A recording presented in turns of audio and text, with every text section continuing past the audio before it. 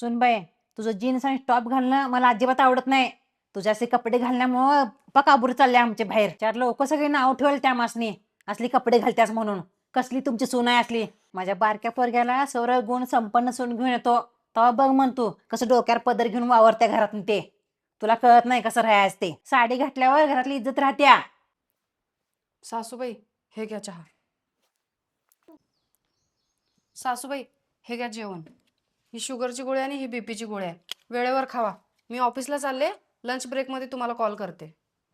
आली मोठी काळजी घेणारी नुसता ढोंगीपणा करत्या आणि जात्या उड्या मारत जॉबला. सुनबाई, जरा पाणी दे की प्यायला. खोकला लागला की मला. ओ सासूबाई, तुमचं तुम्हाला उठून पाणी पण घेता येत नाही काय? आता ते पण मीच देऊ तुम्हाला. मला टीव्ही बघायचंय. जावा उठून तुमचं तुम्ही घ्या जावा पाणी. हे सुनबाई, लय दमलोय बघ मी.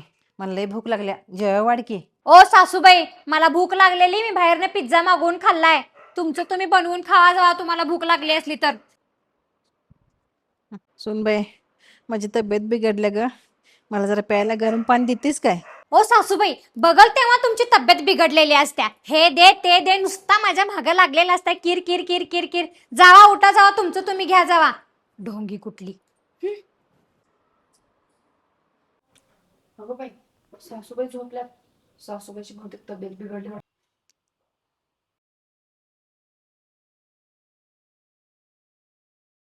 सुनबाई, मला माफ कर.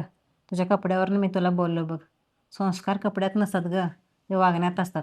आणि खरंच तुझ्या आईला मानलं पाहिजे. तुला एवढे चांगले संस्कार दिले ते.